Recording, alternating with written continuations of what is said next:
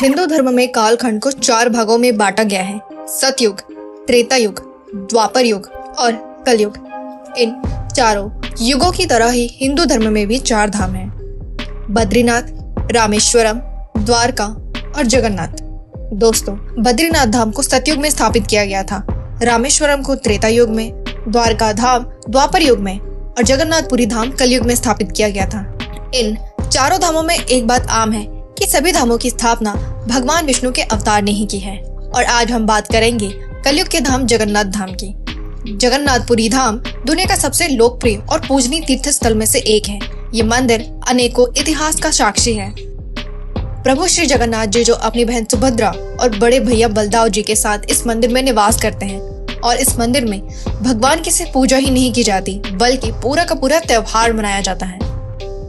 वैसे तो जगन्नाथ जी इस समस्त चराचर जगत के पिता हैं, लेकिन यहाँ पर प्रभु की लीला ही अलग है, क्योंकि इस मंदिर में प्रभु श्री जगन्नाथ जी को स्नान कराया जाता है और जैसे ही भगवान जी को स्नान कराते हैं उसके बाद वे बीमार हो जाते हैं। इतना ही नहीं, उन्हें दवाइयाँ भी दी जाती है, काढ़े पिलाए जाते हैं। हर 15 सालों में उनका पुनर्जन्म भी होता है।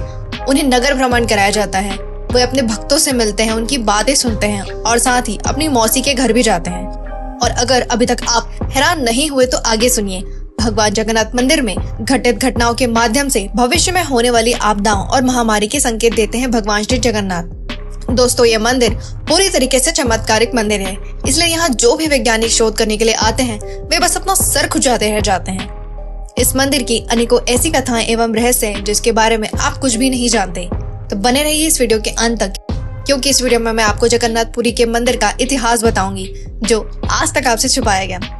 और आगे बढ़ने से पहले चैनल को सब्सक्राइब करके हमें मोटिवेट जरूर करें। दोस्तों, आप भगवान जगन्नाथ की पूजा और आराधना तो करते ही हैं, और आप ही नहीं, बहुत से ऐसे विदेशी लोग भी हैं जो भगवान जगन्नाथ के दर्शन के लिए पुरी आते हैं। लेकिन इस मंदिर में सिर्फ उन्हीं लोगों को प्रवेश की अनुमति है जो जन्मजात से हिंदू है। तो चलिए इसका रीजन भी जान लेते हैं। देखिए, सालों पहले ऐसा बिल्कुल भी नहीं था।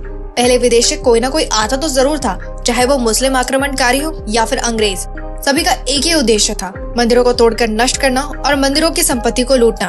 ऐसा कई बार हो चुका है कि भगवान जगन्नाथ को मंदिर के बाहर छुपकर रहना पड़ा है, क्योंकि जब भी आक्रमणकारी भगवान जगन्नाथ के मंदिर को तोड़ने की कोशिश करते थे तब उन्हें मंदिर से निकालकर कभी कुएं में, कभी गुफाओं में तो कभी जमीन के अंदर छुपा दिया जाता था।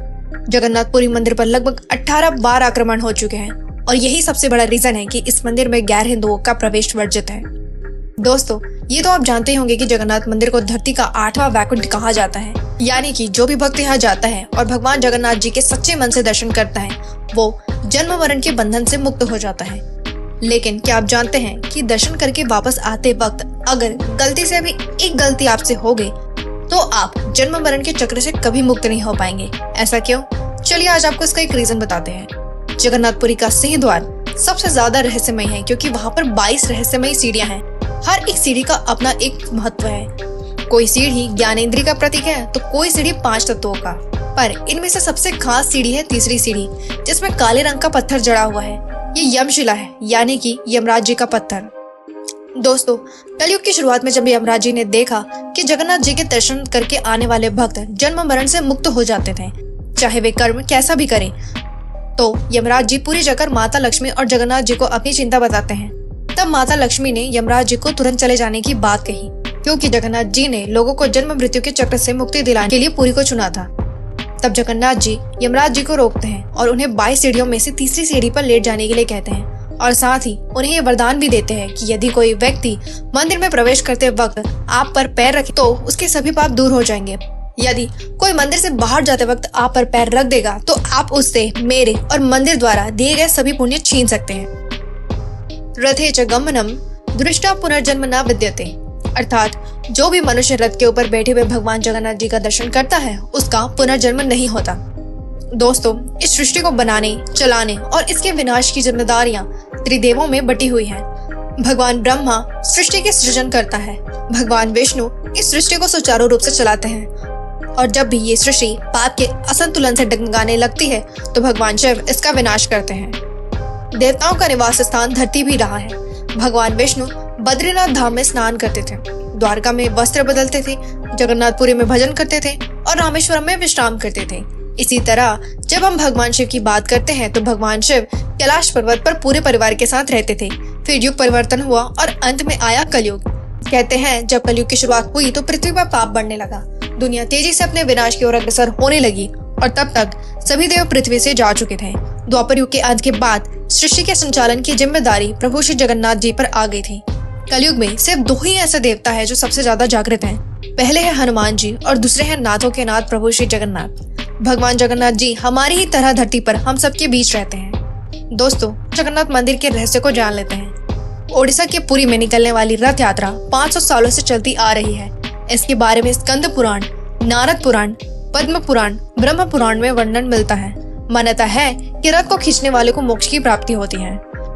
रथ यात्रा के दौरान हर साल एक घटना घटती है और वो है इस दिन बारिश का होना। इस बात का इतिहास गवाह है कि रथ यात्रा का कोई भी साल ऐसा नहीं गुजरा जब रथ यात्रा के दौरान बारिश ना हुई हो।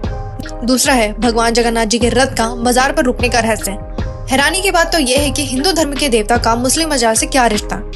कहानी कहती है कि जब भारत में मुगलों का शासन हुआ करता था तब वहाँ सालबेग नाम का एक वीर था। सालबेग के पिता मुस्लिम और माता हिंदू थी। एक युद्ध के दौरान सालबेग के माथे पर गहरी चोट लगी। इस चोट के ठीक न होने की वजह से उसे सेना से निकाल दिया गया। सालबेग की माँ ने जब सालबेग को दुखी देखा तब सालबेग की माँ ने उसे जगन्नाथ की शरण में जाने के लिए कहा। इसके बाद सालबेग भगवान की भक्ति करने लगे। फिर एक दिन भगवान जगन्नाथ सालबेग के सपने में आए। सालबेग ने सुबह उठकर अपनी चोट को सही पाया तो भगवान का गुणगान करते हुए भगवान जगन्नाथ के मंदिर पहुंच गया, लेकिन मुस्लिम होने के कारण उसे अंदर नहीं जाने दिया गया। तब सालबेग ने कहा कि अगर वह जगन्नाथ जी का सच्चा भक्त है तो उसे जगन्नाथ जी खुद ब खुद दर्शन देंगे। जब तक सालबेग जीवित रहा तब तक वह भगवान की भक्ति करता रहा, लेकिन उसे भगवान के दर्शन नहीं हो पाए। लेकिन जिस वर्ष उसकी मृत्यु हुई उस वर्ष रथ यात्रा के दौरान भगवान जगन्नाथ जी का रथ अपने आप ही सालबेग की मजार के सामने जाकर रुक गया। लोगों ने बहुत कोशिश की लेकिन रथ 1 इंच भी आगे नहीं हिला। तब किसी ने भगवान के परम भक्त सालबेग के बारे में बताया। इसके बाद वहां मौजूद सभी लोगों ने सालबेग के नाम के जयकारे लगाए। तब जाकर भगवान जगन्नाथ जी का रथ आगे बढ़ा और तब से हर वर्ष ऐसा ही होता है। तो ये थे भगवान जगन्नाथ जी से जुड़े कुछ ऐसे ही रहस्य और ऐसे ही रहस्य की सीरीज लेकर हम आगे आते ही रहेंगे। तो बने रहिए नो हाउ विद पल के साथ। और अगर आपको इन्फॉर्मेशन पसंद आई तो जाने से पहले वीडियो को अपने रिलेटिव्स के साथ शेयर करना बिल्कुल भी ना भूलें। And please do subscribe and hit the bell icon. Comment में जगन्नाथ जी का जयकारा जरूर लगाएं। धन्यवाद।